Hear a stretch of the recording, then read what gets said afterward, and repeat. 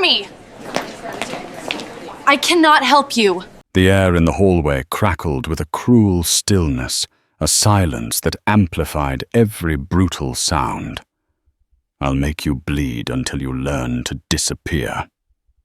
The words, hissed with venomous intent, were Brittany's, a cold promise before she slammed Jasmine against the lockers.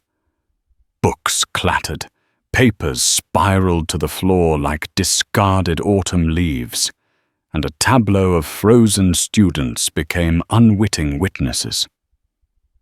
Brittany, the self-crowned queen of Westlake High, towered over her cowering prey, her designer heel descending with sickening deliberation. A crunch, a whisper of shattered plastic, and Jasmine's meticulously crafted science project lay ruined, a testament to unchecked power. The destruction was not merely an act of aggression.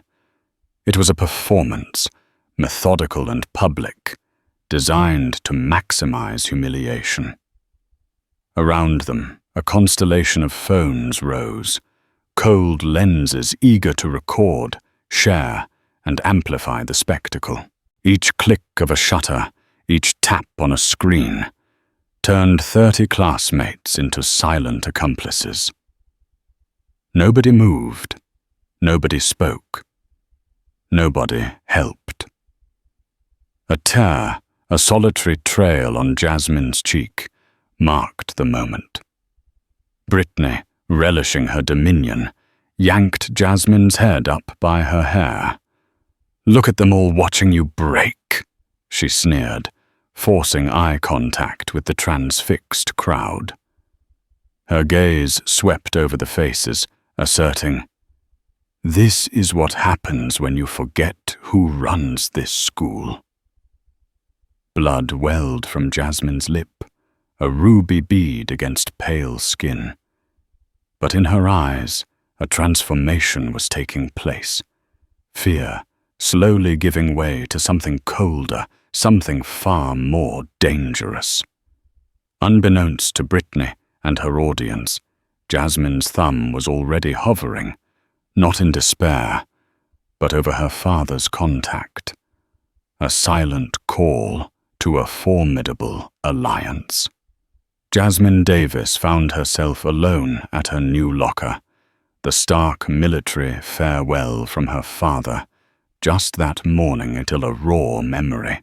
3 weeks had passed since Colonel Davis, her steadfast anchor, had returned from his classified deployment, and only 3 days since their arrival in this seemingly tranquil, small town. New school, new challenges, yes, but the same insidious prejudices she'd encountered before. As she navigated the bustling halls of Westlake High towards her first class, a low hum of whispers followed her, eyes tracking her every move.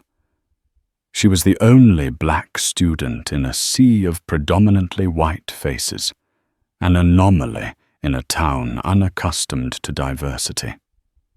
Her father's words, a mantra of survival, echoed in her mind. Stand tall. Observe before engaging. Identify allies and threats. These weren't just fatherly platitudes. They were tactical directives from a man who had trained her in the art of resilience since childhood. Brittany Morgan, the undisputed cheerleader captain, noticed Jasmine immediately. Her status at Westlake was unquestioned, a social hierarchy built not just on charisma, but on the solid foundation of her father's influence. He chaired the school board and owned half the town's businesses. Her territory, a carefully cultivated dominion of popularity and power, felt inexplicably threatened by the quiet new girl. Mr. Abernathy, a history teacher, unwittingly fanned the flames when he singled out Jasmine, praising her exceptional entrance exam scores. "We're always excited to welcome exceptional students," he announced to the class, his words a well-meaning but ultimately ill-timed endorsement. Brittany's smile tightened, a barely perceptible flicker of menace. After school, Jasmine reported to Principal Foster's office, summoned for a welcome chat. The administrator, a man seemingly buried beneath a mountain of paperwork, barely glanced up from his computer.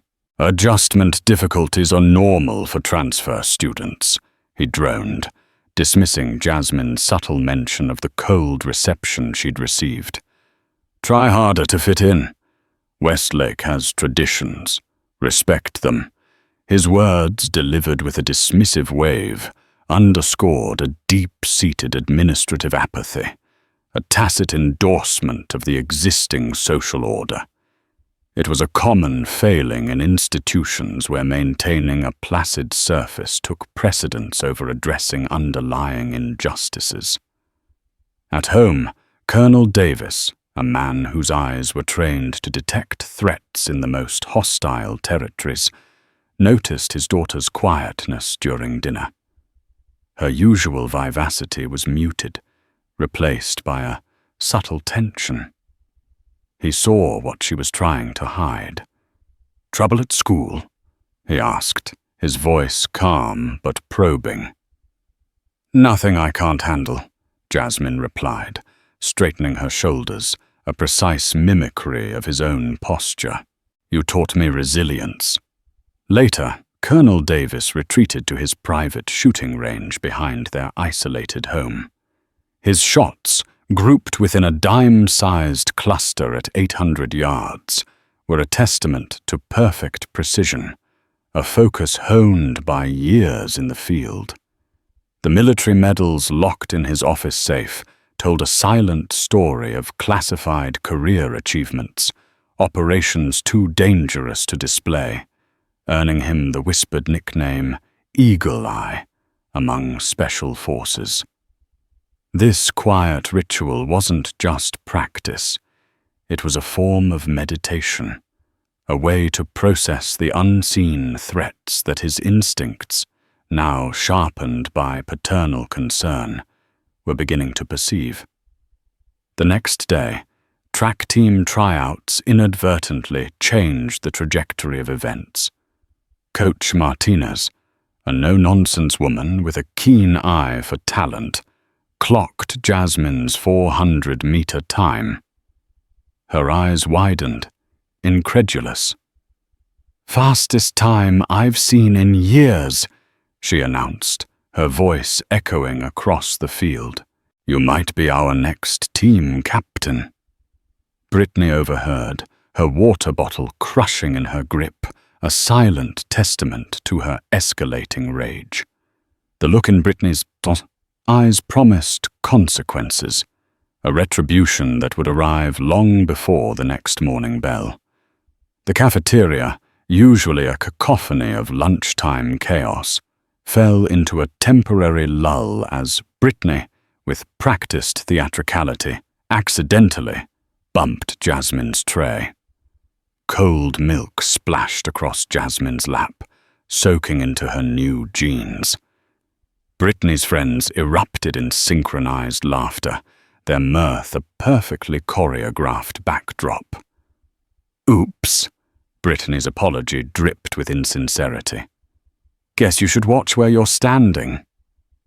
Jasmine, exhibiting a composure that baffled and visibly frustrated Brittany, calmly grabbed napkins, dabbing at the spreading stain without a word.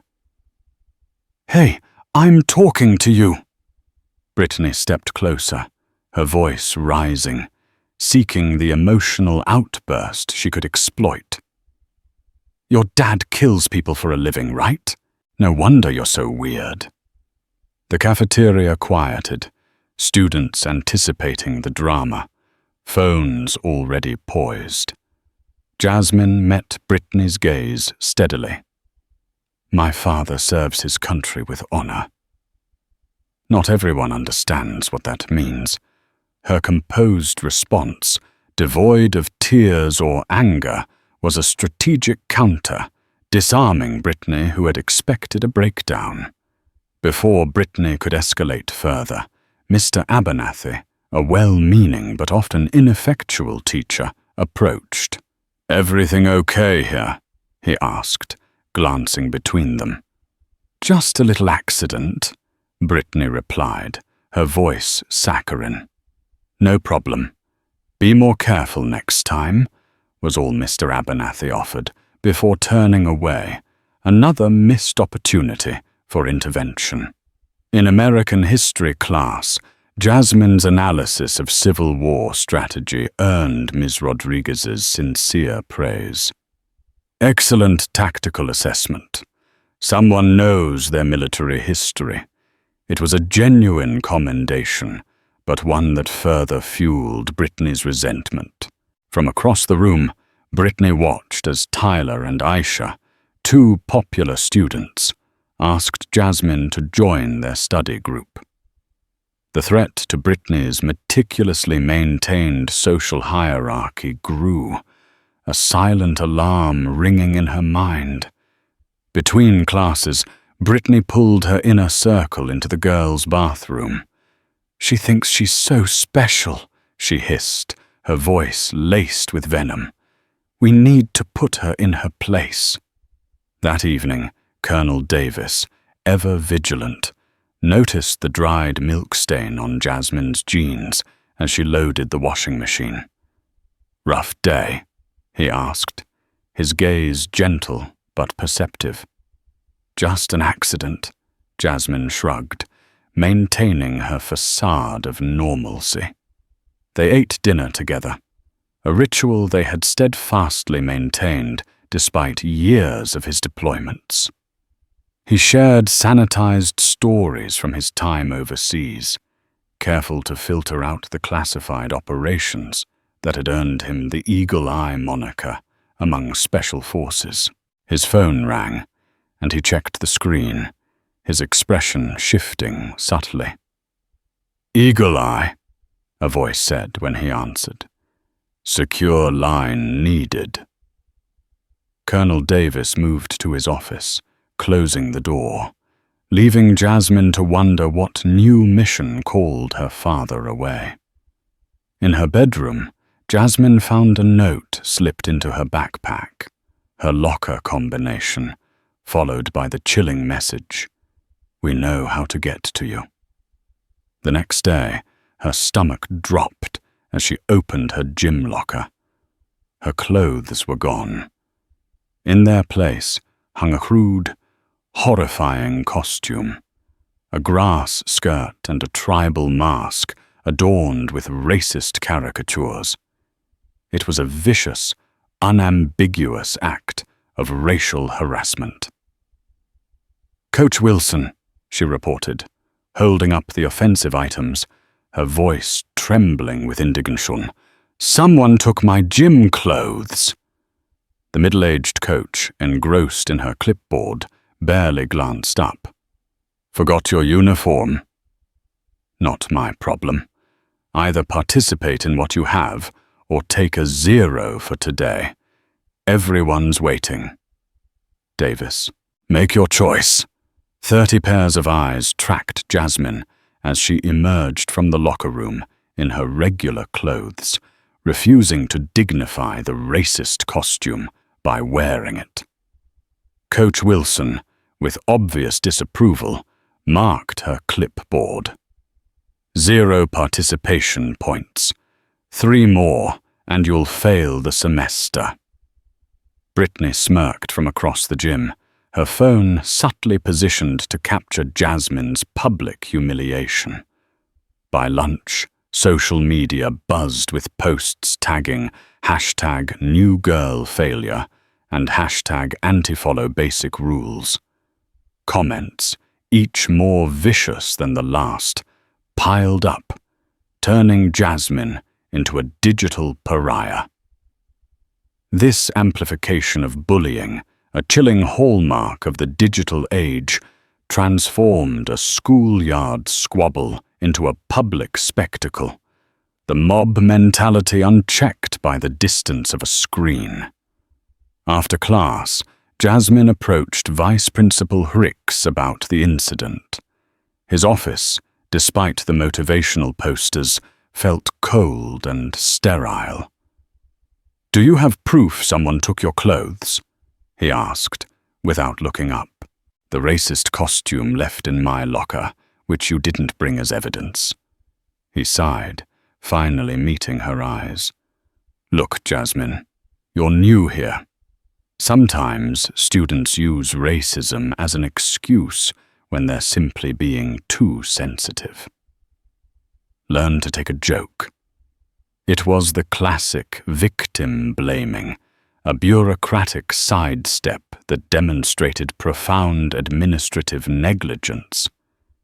Miss Rodriguez, witnessing Jasmine leave the office, recognized the defeated posture. She pulled her aside into an empty classroom. "I saw what happened," the teacher admitted, her voice low. "Document everything. Dates, times, witnesses. The administration won't act without overwhelming evidence. Brittany's father has significant influence over school policies." Jasmine nodded, understanding the hidden message. Justice, in this environment, required strategy, not just truth. In the hallway, Brittany gathered her followers, emboldened by yet another consequence-free victory. "She went crying to Hricks and got shut down," she announced, her voice triumphant. "Tomorrow, we escalate. She clearly doesn't understand her place here yet." The group dispersed, plotting their next attack with renewed confidence. Jasmine walked home alone, her composure finally cracking once the school disappeared from view. Tears streamed down her face, the pent-up frustration and pain finally overflowing. She considered calling her father, but the timing felt wrong. His interview with the security consulting firm was tomorrow. His focus should be there, not on her problems. She wiped her eyes before entering their house, but her red-rimmed eyes told a story she couldn't hide. That night, Jasmine pulled out a leather-bound journal labeled Evidence and began methodically documenting every incident with military precision. She sat cross-legged on her bed, surrounded by the growing dossier. Journal pages filled with detailed entries, timestamps, locations, witness names. Her phone screen displayed screenshots of social media attacks, organized in labeled folders. She created a secure cloud account, uploading everything with the encryption protocols her father had taught her. The process felt less like homework and more like assembling mission intelligence, a skill absorbed from watching Colonel Davis prepare for deployments. A soft knock interrupted her work. She quickly closed the journal as her father entered. "Everything okay in here?" Colonel Davis surveyed the room with the same attention he once used to clear buildings in hostile territory. "Just homework," Jasmine forced a smile.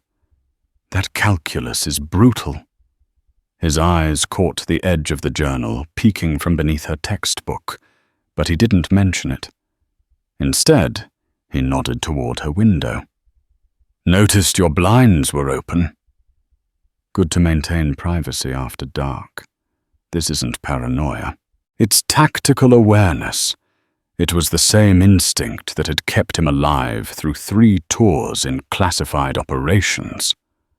"I'll close them." "Thanks, Dad."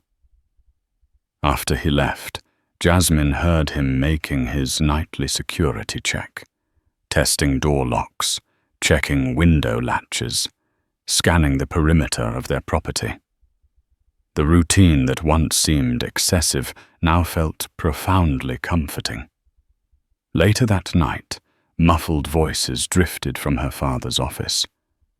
Unable to sleep, Jasmine approached the partially open door. "Target surveillance confirmed," her father said into his secure phone.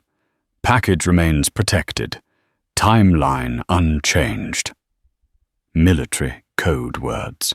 Not unusual, but his tone carried an urgency she recognized from previous deployments. On his desk sat a framed photograph. Colonel Davis receiving a medal from a stern-faced general. The citation text deliberately blurred for security reasons. Morning arrived after a restless night. A decision had been made. Jasmine called her godfather while her father showered. "Uncle Mike, it's Jasmine." She kept her voice low, a conspiratorial whisper. "I need your help, but you can't tell Dad yet."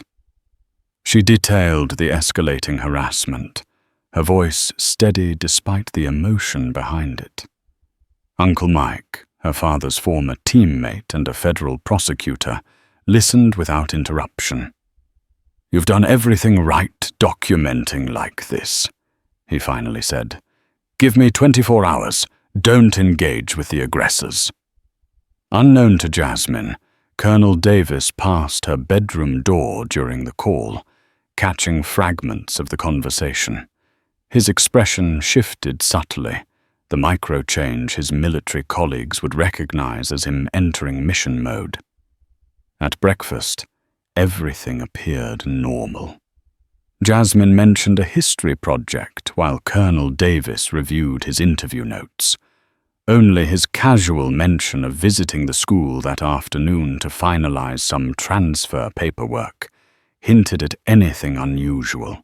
Jasmine entered Westlake High with an altered posture, shoulders squared, gaze vigilant. She recorded each interaction on her phone's secure app, noting times with military precision. As Brittany approached for the daily torment, she hesitated, thrown by the unfamiliar look in Jasmine's eyes. The calm focus of a strategist who had already mapped her opponent's defeat. The girl's bathroom door slammed shut, echoing the finality of a trap, as Brittany and 3 friends cornered Jasmine during lunch period. Brittany blocked the exit, while the others surrounded their target, closing the net with practiced efficiency. "Look what I found," Brittany said, dangling Jasmine's history project, a detailed timeline of civil rights milestones due tomorrow. "Impressive work. Would be tragic if something happened to it." One girl produced scissors, snipping the corner of the poster board with a sickening snip. Another grabbed Jasmine's hair, cutting a small lock before she could pull away. "A souvenir," she laughed, dropping the curls into the sink. Jasmine's hand slid into her pocket, activating her phone's recording app without removing it. "Why are you doing this?" she asked clearly, her voice steady despite her racing heart. "Because we can," Brittany answered, tearing the project in half. "And because no one will stop us. Not the teachers, not the principal, and certainly not your killer daddy. You've done this before, haven't you?" Brittany smirked, taking the bait. "Why do you think no one helps you? They've all learned their lesson, and if you report this, we'll make everything so much worse." The bell rang, a merciful interruption. The girls left Jasmine with her destroyed project and a recorded confession. Later, Miss Winters, the school counselor, pulled Jasmine aside in the hallway. "I've noticed things," she said quietly. "The way certain students treat you. I want to help." Jasmine studied the woman's sincere expression. "What can you actually do?" Miss Winters' smile faltered. "There are administrative complexities, but I'm here to listen." "Thank you," Jasmine replied politely, a note of resignation in her voice. "But I have it handled." Between classes, Jasmine spotted her father through the administration office window. Colonel Davis stood tall in civilian clothes, pressed slacks and a button-down shirt that couldn't quite hide his military bearing. Principal Foster gestured animatedly, his forced smile not reaching his eyes. "Just standard transfer protocols, Colonel Davis," his voice carried through the partially open door. "I assure you, Jasmine is adjusting beautifully." Her father's face remained neutral, but Jasmine recognized his assessment mode, the same expression he wore when evaluating security threats overseas. Brittany noticed the interaction from across the hall. She pulled out her phone, typing rapidly to her inner circle. "Daddy's girl tried getting help." Principal shut him down. "Time for our final solution to the Jasmine problem." The message circulated among her friends, each reply more enthusiastic than the last. The plan was set for tomorrow morning, an insidious culmination of their cruel campaign. Jasmine's phone vibrated with a text from her father. "Operational assessment complete. Protocol 7 initiated. Stand by." A chill ran down her spine, not of fear, but of anticipation. "Did you hear about her dad?" Brittany's voice carried deliberately across the cafeteria. "My father says he's mentally unstable from killing too many people. That's why they had to move here. No military base would keep him." The rumor, a calculated character assassination, spread like wildfire through whispers and text messages. Teachers overheard but focused on their lunches, unwilling to intervene, another testament to the pervasive culture of silence.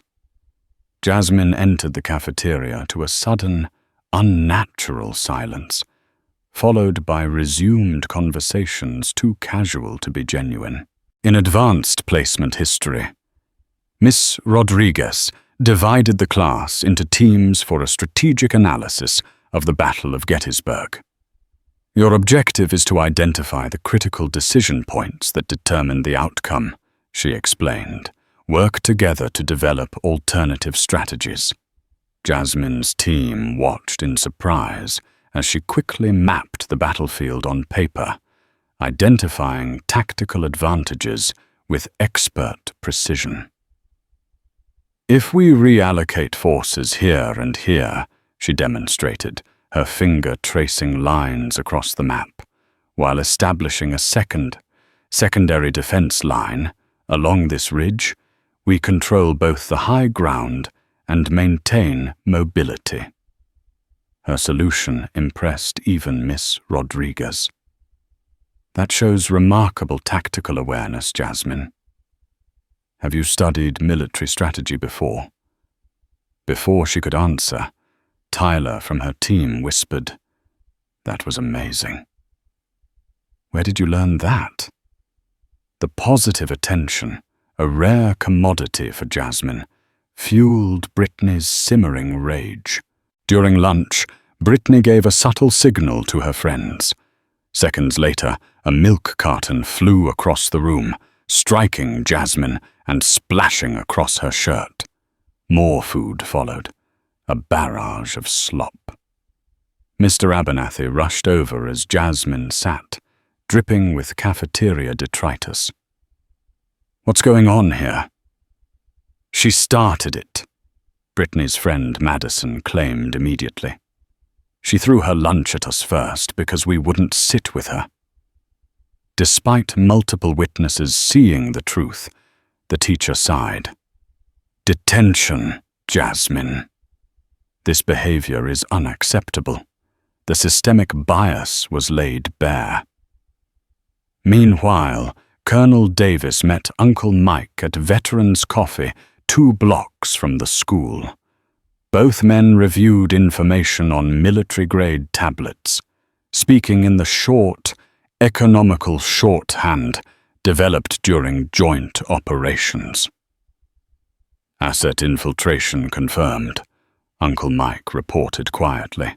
"Documentation exceeds threshold for intervention." Colonel Davis made 3 calls in succession, each to unnamed contacts, his expression controlled, but his eyes carrying the focused intensity his unit recognized before high-risk missions. After school, Jasmine discovered her backpack soaking in a toilet, its contents destroyed. Her project deadline loomed tomorrow. Instead of panic, she methodically photographed the damage, adding the images to her evidence file. She removed salvageable items, mentally recalculating her timeline to rebuild the project tonight. The strategic adjustment came naturally, another inheritance from her father's training.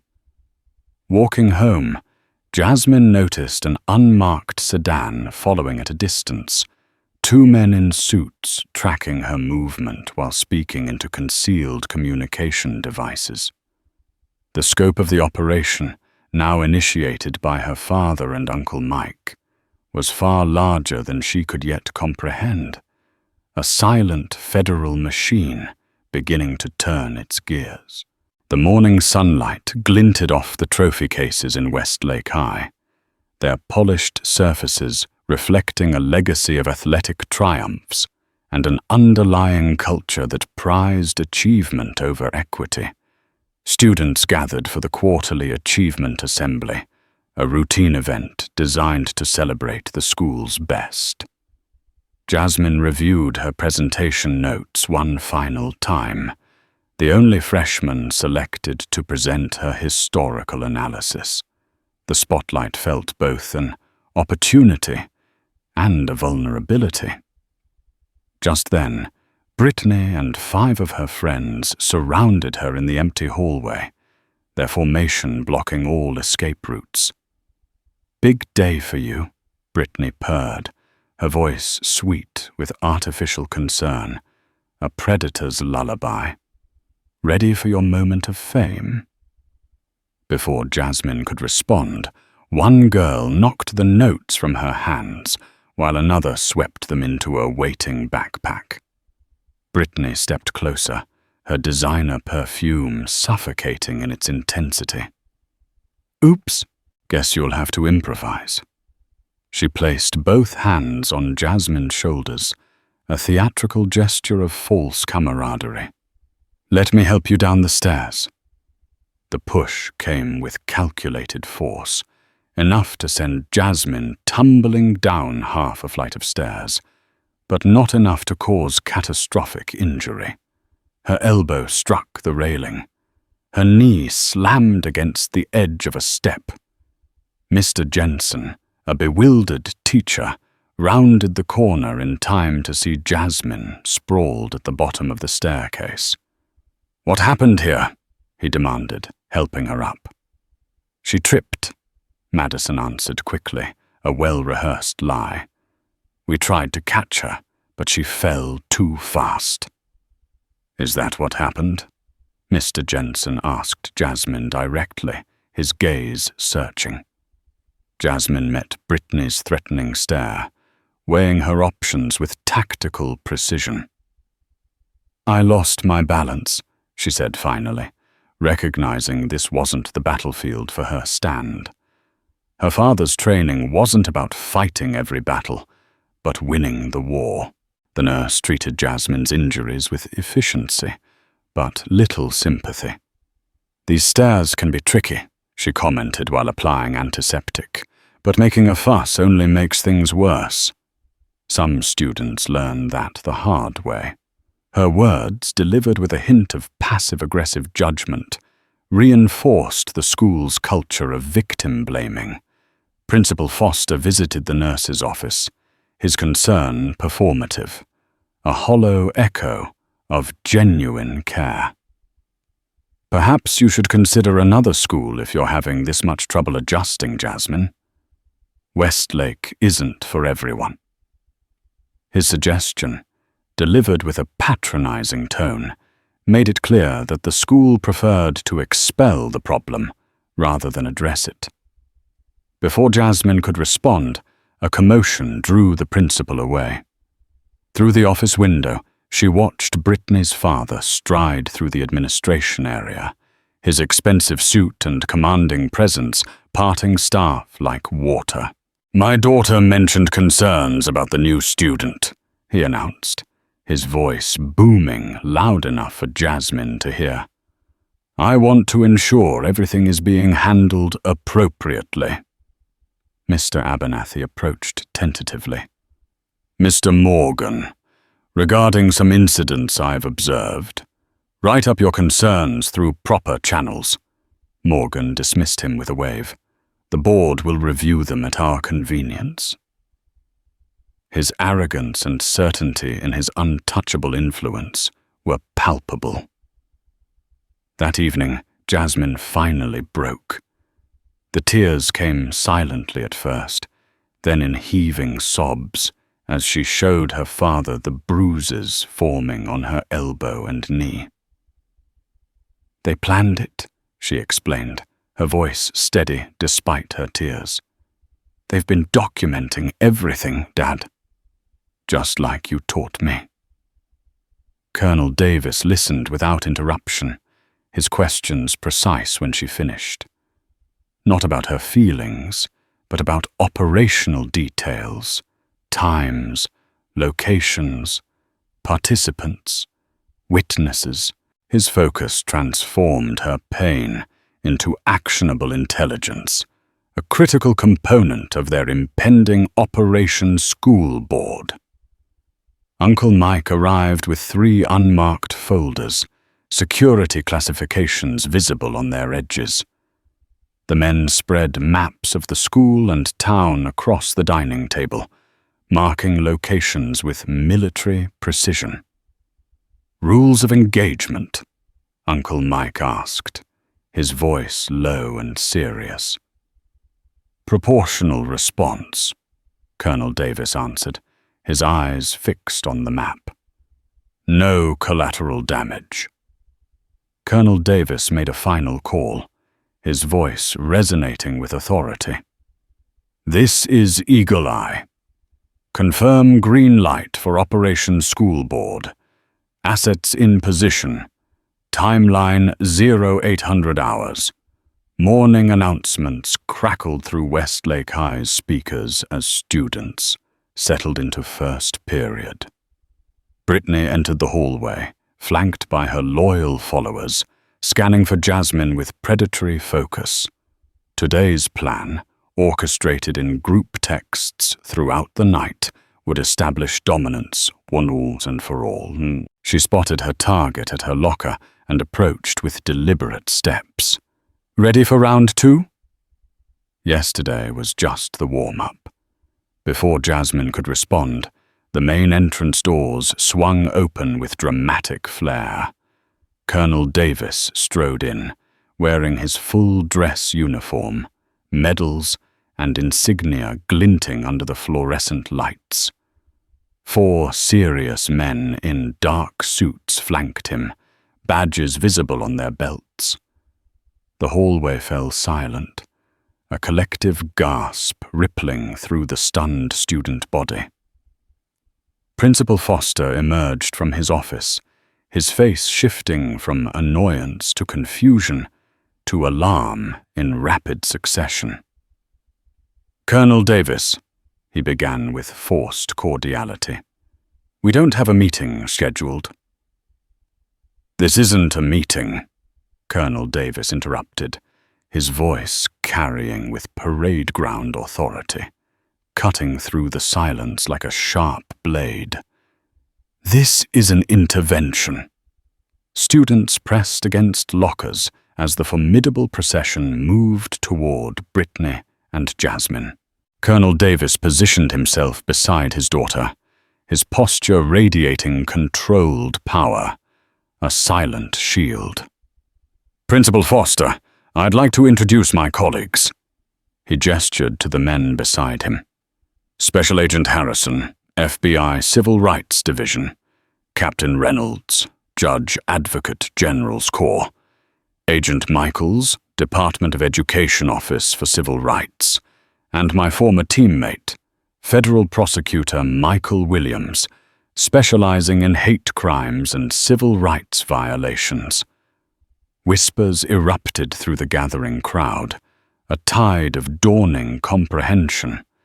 Principal Foster's complexion paled to ash. "I don't understand," he stammered, his voice weak. "Why are federal agents at my school?" Uncle Mike stepped forward, opening a leather portfolio. "Your school triggered multiple flags in our monitoring system. Pattern recognition algorithms identified systematic discrimination and administrative negligence. This was not just about Jasmine. It was about the insidious bureaucratic failures that allowed such prejudice to thrive." "What monitoring system?" Brittany interjected, her confidence faltering for the first time. Colonel Davis turned toward her, his expression neutral, but his eyes laser-focused. "After 3 separate complaints from minority students at Westlake High reached federal threshold, surveillance protocols were activated. I'm not just a Green Beret sniper, Miss Morgan. I command a classified counter-terrorism unit that includes domestic extremism in its purview." He turned back to the principal. "As of this morning, I've been appointed Special Advisor to the Department of Education's Anti-Discrimination Task Force with this district as my first assessment." The front doors burst open again as Brittany's father charged in, his face flushed with outrage. "What is the meaning of this intrusion?" he demanded, his voice accustomed to command. "I'm calling the superintendent immediately." "Mr. Morgan," Uncle Mike acknowledged him calmly. "Perfect timing. We were about to discuss your government contracts." Morgan froze mid-stride, his bluster dissolving. "Your construction company holds 7 federal contracts worth approximately $43 million. Uncle Mike continued, his voice even and precise. "All currently under ethics review due to your undisclosed conflict of interest." "What conflict?" Morgan sputtered, a desperate denial. "Serving on a school board while using your position to influence disciplinary decisions involving your daughter constitutes a disqualifying conflict of interest under federal acquisition regulation. Subpart 3.1. Brittany watched her father's confidence crumble, the unthinkable happening in real time. Her untouchable status evaporated under the weight of federal badges and military authority. Her father's power, once her impenetrable shield, now her greatest liability. Jasmine stood tall beside her father, no longer a victim, but a catalyst. Her documented evidence, meticulously collected and organized, had provided the final pieces for a case already building. "This was never just about me," she addressed the stunned students directly, her voice clear and strong. "This pattern existed before I arrived. The difference is I had the training to document it properly." Colonel Davis surveyed the silent hallway, his voice now addressing everyone present, his words cutting through the lingering tension. "Educational institutions should be secure environments for all students. When that security is compromised by prejudice and leadership failure, it becomes a matter of national interest."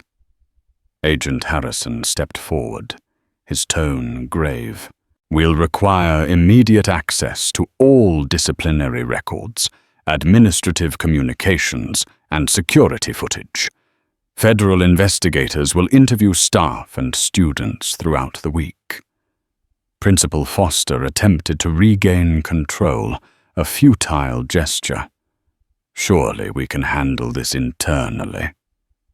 That opportunity passed when you dismissed multiple documented complaints, Colonel Davis interrupted, his gaze unyielding. This isn't about revenge or punishment. It's about accountability. A crowd of students had gathered, phones recording everything, a stark reversal of the earlier complicit silence. Jasmine caught glimpses of relief on some faces, silent victims recognizing that change had finally arrived. As the administrators attempted damage control, Colonel Davis opened a sealed folder containing evidence that extended beyond the school to implicate city officials in a systematic cover-up, revealing layers of corruption that seeped far deeper than the school walls. The gymnasium, intended for the assembly, now filled with students, teachers, and hastily summoned administrators, transformed into a makeshift courtroom as federal officials commandeered the space. Superintendent Wallace, flown in from a conference 3 states away, perspired visibly under the auditorium lights, his usual composure shattered. Agent Harrison stood at the podium, his bureau credentials displayed on screens flanking the stage, broadcasting the gravity of the situation. Westlake High School is now under federal investigation for systematic civil rights violations under Title VI of the Civil Rights Act and Title IX educational amendments. Murmurs rippled through the assembled crowd as he detailed preliminary findings. 27 documented incidents of racial harassment, 43 cases of administrative negligence, and 17 instances of potentially criminal intimidation, all within the past 18 months. The scale of the failure was staggering. Effective immediately, the following personnel are placed on administrative leave pending investigation outcomes. The names appeared on screen. Principal Foster, Vice Principal Hicks, Athletic Director Simmons, and 4 teachers, including Coach Wilson. In the audience, Brittany and her inner circle received simultaneous text messages from their parents, their phone screens filled with variations of the same urgent message. Come home immediately. Outside, news vans lined the street as parents arrived, demanding explanations, their faces a mixture of confusion and anger. Colonel Davis stood with a select group of parents whose children had experienced similar treatment, his military bearing providing calm amid the chaos. Your children weren't lying, he told them quietly. The system failed them, but we now have mechanisms to correct that failure. Morgan Construction's headquarters across town faced its own siege as government auditors arrived unannounced. Employees watched as federal agents secured servers and financial records. By noon, Morgan's stock price plummeted 47%. By 2 p.m., 3 board members had resigned. Inside the school library, now converted to a temporary command center, Uncle Mike coordinated with families coming forward with similar experiences. Each new testimony strengthened the class action lawsuit taking shape under his guidance.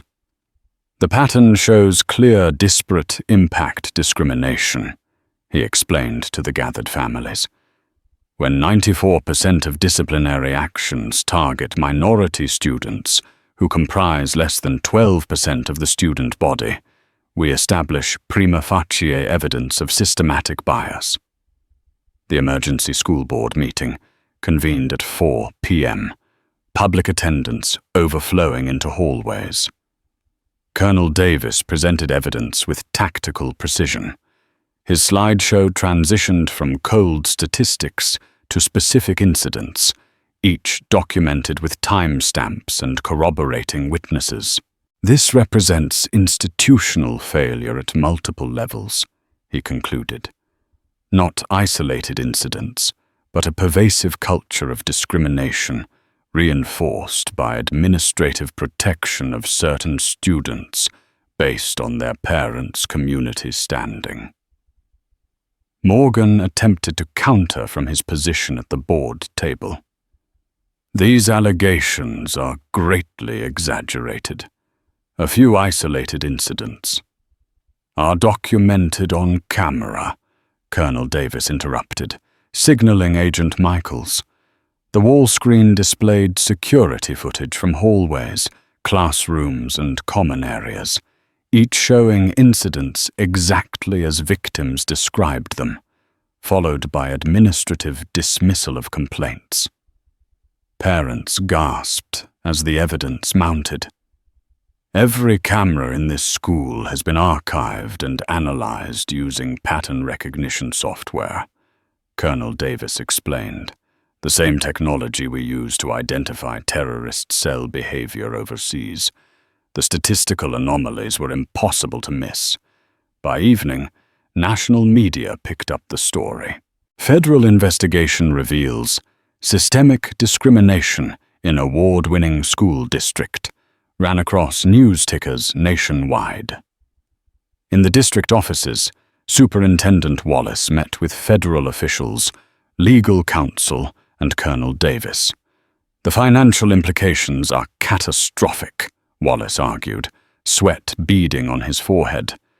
These lawsuits could bankrupt the district. The alternative is worse, Uncle Mike countered. Federal prosecution of district officials for civil rights violations carries potential criminal penalties, including those under RICO statutes for systemic conspiracy. Colonel Davis remained focused on solutions rather than punishment. My team has prepared implementation protocols based on successful military leadership models, clear accountability chains, transparent reporting mechanisms, and protection for whistleblowers. As discussions continued, Jasmine addressed her classmates in a student-only forum organized by Ms. Rodriguez. The auditorium filled with teenagers seeking understanding of the unprecedented events. I didn't come here looking for a fight, Jasmine began, her voice steady. But I was taught that injustice unopposed becomes normalized. What happened to me has happened to others before. The difference was documentation and access to resources. Her composure and clarity transformed perceptions. Students who had remained silent bystanders now approached with their own stories. The depth of the problem, a festering wound beneath Westlake's glossy exterior, revealed itself in personal testimonies shared for the first time. Behind closed doors, Colonel Davis presented district officials with his most damaging evidence: communications between city officials and school administrators conspiring to bury discrimination complaints that might threaten the town's family-friendly reputation and property values. This extends beyond the school, he demonstrated, displaying emails between Principal Foster and 3 city council members. The systemic suppression of civil rights complaints constitutes a potential RICO violation.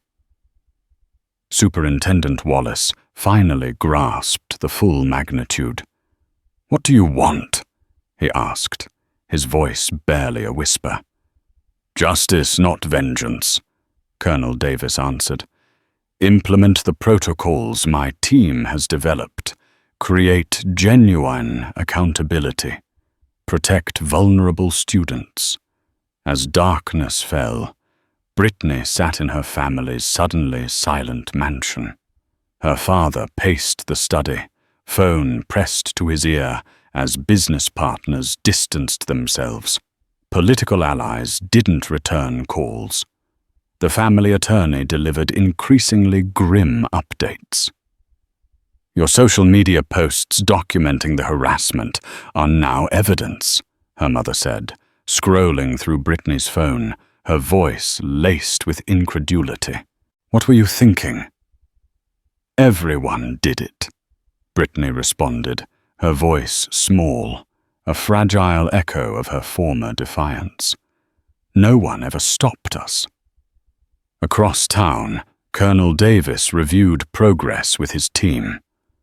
Photos of students and administrators covered one wall, connected by red lines showing influence relationships and incident patterns.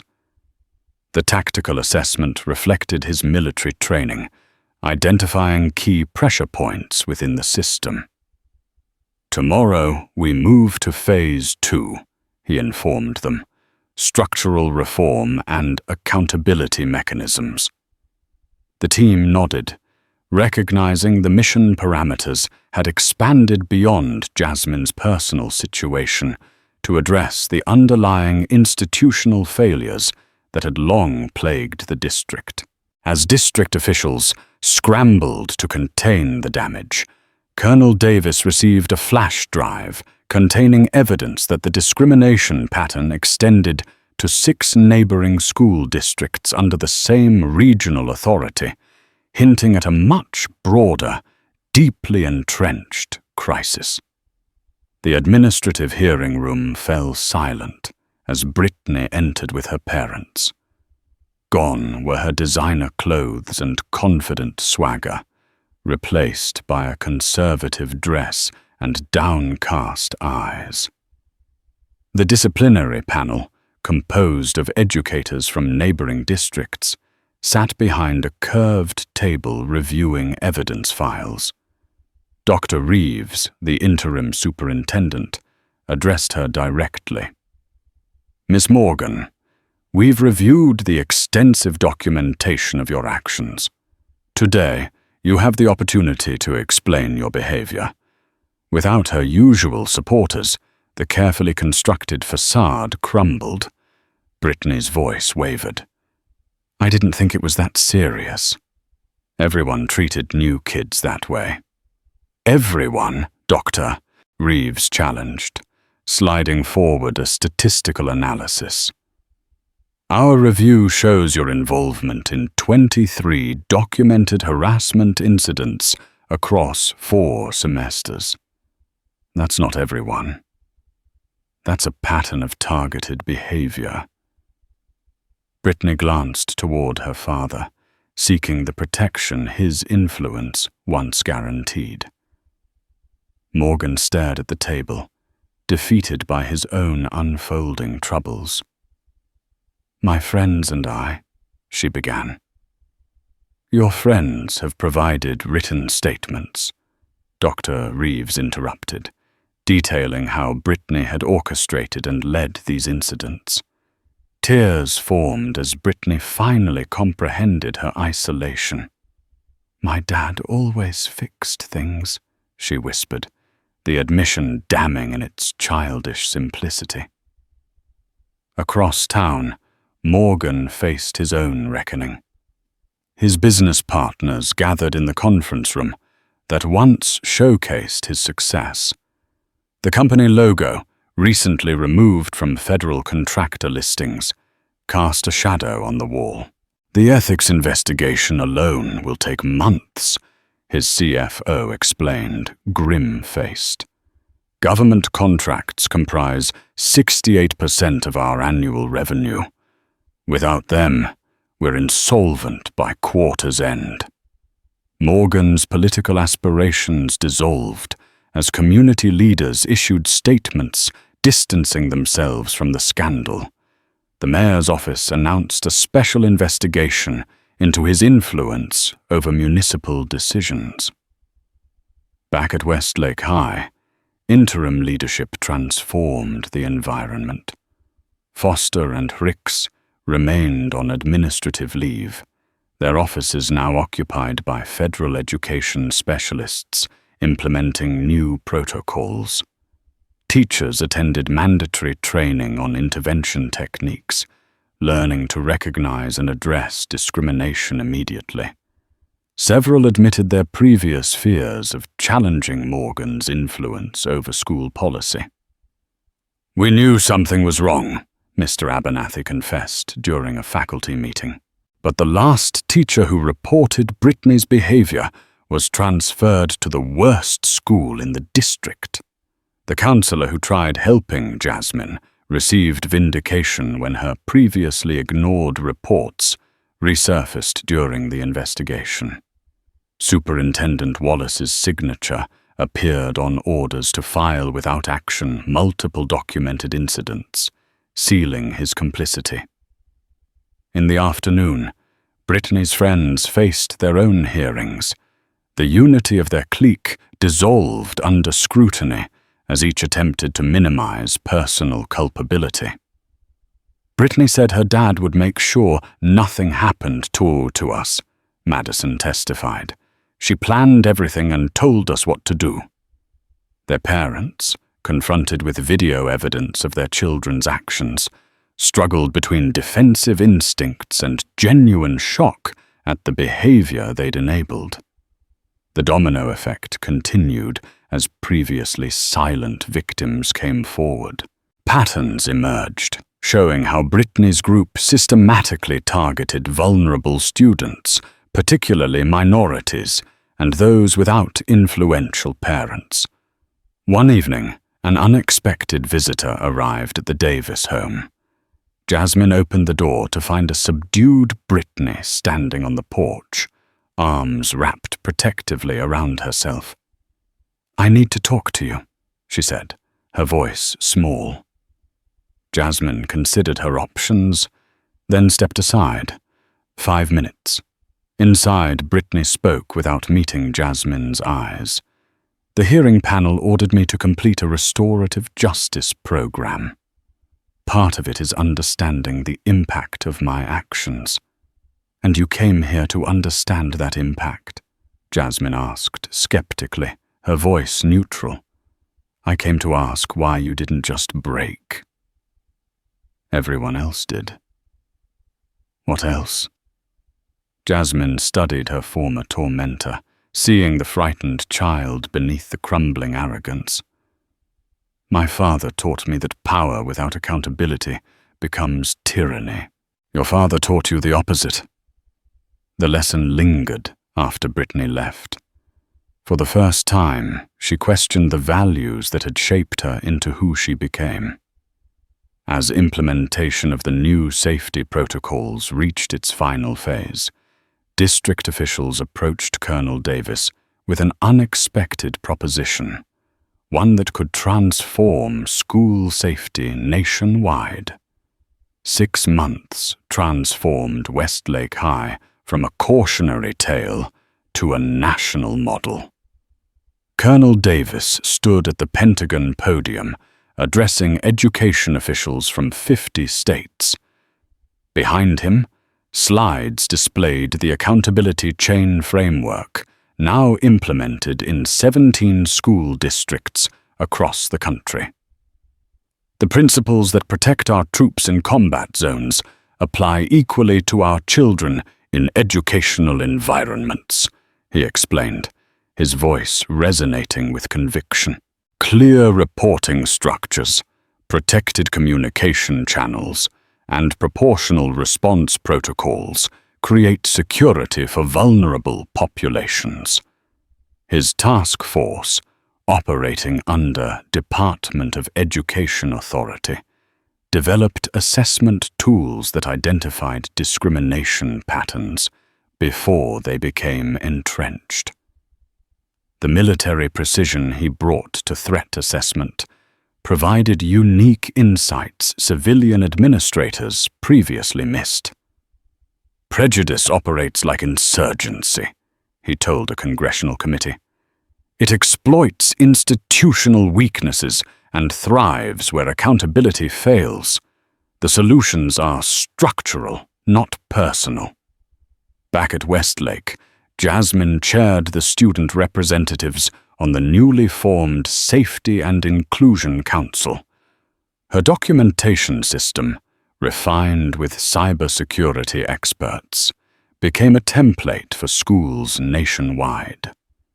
The app allowed students to record incidents with encrypted timestamps and automatic cloud backup. The power imbalance that enables bullying depends on isolation, she explained to incoming freshmen. This system ensures you're never truly alone.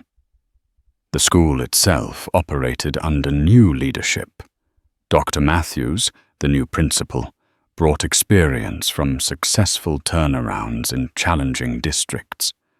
Her first action was removing the trophy cases that once dominated the entrance hall, replacing them with a diverse achievement wall, recognizing academic, artistic, and community contributions alongside athletics. Teachers underwent quarterly training in bystander intervention, learning to recognize warning signs of targeted harassment. Anonymous reporting systems protected vulnerable students while ensuring all complaints received investigation. The old system rewarded silence, Mr. Abernathy told his colleagues during a training session. Our new protocols protect those who speak up.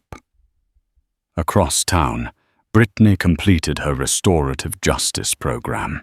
Weekly sessions with a specialized counselor helped her examine the influences that shaped her behavior. Her father's emphasis on dominance, her mother's focus on social hierarchy, the school system that rewarded her family's status above character. The hardest part, she told her counselor, is seeing myself clearly for the first time. The case drew national attention beyond education circles. Legislators cited Westlake during debates on accountability measures for school administrators. Civil rights organizations developed training based on Colonel Davis's protocols. Uncle Mike established the Freeman Foundation, named after his fallen teammate who believed in protecting the vulnerable, providing legal assistance to students facing discrimination. His office became a clearinghouse for similar cases nationwide. What happened at Westlake isn't unique, he explained during a press conference. What's unique is that someone finally had the resources and knowledge to expose it. Morgan rebuilt his life after bankruptcy restructuring, his company now a fraction of its former size. The experience forced reflection on values he never questioned before. He began funding minority scholarships at the local community college, anonymous donations attempting personal amends. As Jasmine prepared to address a national education conference, she received an unexpected message from a reformed Brittany, asking to join the anti-bullying initiative. 1 year transformed Westlake High beyond recognition. Jasmine walked the hallways no longer as an outsider, but as a respected student leader. Younger students sought her guidance during transition periods, learning the documentation and self-advocacy skills that had become her legacy. The system works when you know how to navigate it, she explained to a freshman experiencing integration challenges. Evidence speaks louder than emotion. The freshman, a recent immigrant, nodded gratefully. Before you came, people said this school was hostile to outsiders. Systems change when people demand better, Jasmine replied. But someone has to go first. Colonel Davis balanced his continued educational consulting with limited military duties. Their home became an informal gathering place for students from diverse backgrounds, many experiencing inclusion for the first time. Weekend barbecues featured discussions where teenagers discovered commonalities across cultural differences. "My deployment objectives changed," he explained when asked about his career shift. "The security threats facing our children required different tactical approaches." Across town, former Principal Foster worked at the community center's after-school program. His fall from authority forced a personal reckoning with leadership failures. The humility learned through consequence shaped his interactions with at-risk youth. "I missed warning signs I should have recognized," he told Jasmine during a chance encounter at the public library. "My concern for the school's reputation overshadowed my responsibility to its students." His apology, one of many to affected families, came without expectation of forgiveness, demonstrating genuine growth. Brittany's transformation proved equally profound. Weekly volunteer work at middle schools brought her face to face with younger versions of herself, privileged children viewing cruelty as power. Her presentations focused on accountability rather than shame. "I believed my family's status protected me from consequences," she told them. "That belief harmed others and ultimately destroyed what my father spent decades building." Though she and Jasmine maintained a respectful distance rather than friendship, their collaborative work on school safety initiatives demonstrated reconciliation, possible through action rather than words. Brittany's father, once the town's most influential businessman, started over with a small consulting firm. His office wall displayed framed photos, not of powerful connections, but of his family. The scholarship fund he established now supported 5 minority students annually, his name deliberately absent from the program. "Success built on intimidation collapses eventually," he acknowledged during a Chamber of Commerce meeting discussing ethical business practices. "I learned that lesson at tremendous cost." The systemic changes extended beyond individual transformations. The school board now included diverse parent representatives. Disciplinary procedures underwent quarterly equity audits. Administrative hiring prioritized cultural competence alongside traditional qualifications. At graduation, Jasmine delivered the student address. Her words reflected both a personal journey and broader implications. "True strength isn't measured by who you can defeat, but by who you choose to protect and how you hold power accountable," she told the assembled families. "The systems we inhabit shape our choices, but never eliminate our responsibility for them." The audience rose in a standing ovation. Parents who had witnessed transformation, teachers who had embraced accountability, and students who had learned that justice requires both courage and strategy. Colonel Davis watched from the audience, pride evident, but composure maintained. The mission objectives exceeded expectations, the operational success complete.